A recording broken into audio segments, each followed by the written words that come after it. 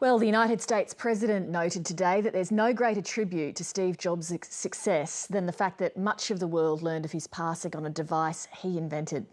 The tech guru was only 56 and he died after a long struggle with pancreatic cancer. Steve Jobs was undoubtedly a genius of innovation and marketing, and that made Apple unique in the business world. The company's staff and customers have had an almost cult-like devotion to it, in many ways built around the persona of Jobs himself.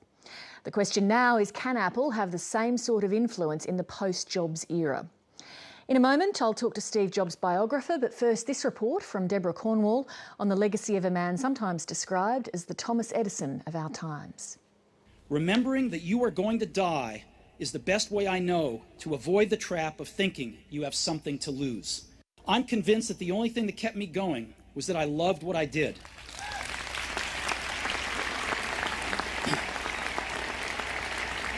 For 7 years, Steve Jobs has wasted away before our eyes. And something that's this thick and weighs 1.3 pounds. But staring down certain death did nothing to dim Jobs' creative genius, prompting him to even more remarkable feats. First with the launch of iPhone in 2007, then his final legacy. And we call it the iPad.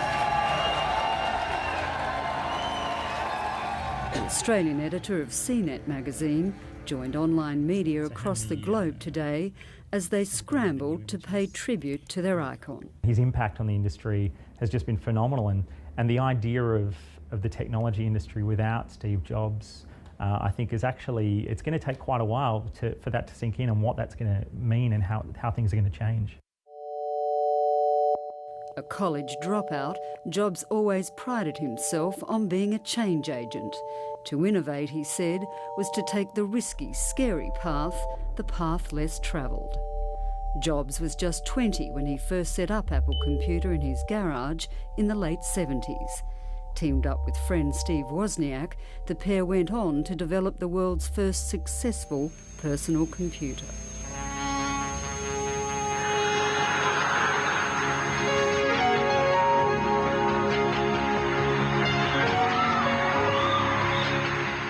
But it was his Macintosh computer in 1984 which changed the way the world communicated. Hello, I am Macintosh. Even Bill Gates, the man who was to become his most formidable rival, was astounded by Jobs' creation. Well, to create a new standard, it takes something that's not just a little bit different. It takes something that's really new and really captures people's imagination. And the Macintosh, of all the machines I've ever seen, is the only one that meets that standard. The new graphical user interface and putting a mouse into people's homes. I mean, this was just completely something that nobody had seen before, was incredibly revolutionary. Despite the extraordinary success of the Apple Macintosh, Jobs' relationship with management soured so badly, within a year he'd been sacked. What had been the focus of my entire adult life was gone, and it was devastating. I didn't see it then, but it turned out that getting fired from Apple was the best thing that could have ever happened to me. It freed me to enter one of the most creative periods of my life. Months or so before I really Jobs quit. continued to innovate. A year later, he'd revolutionised computer animation for another of his companies, Pixar, which showcased the world's first computerised animations with the blockbusting movie Toy Story. Draw. Oh! Got me again. Etch, you've been working on that draw. By the time Jobs had returned to the helm at Apple in 1997, the company was near bankruptcy, completely overshadowed by the rise and rise of Bill Gates' Microsoft. Within a year, the charismatic skivvy-wearing Jobs had revived Apple's fortunes. I think today, in the desktop computing space, Windows is still far and away on top, but Apple has really caught up a lot of ground, and Apple is the #1 technology company in the world now. This is Vista. It's my new operating system. It sucks! You suck! I'm cool and you're a pathetic old man! Hey!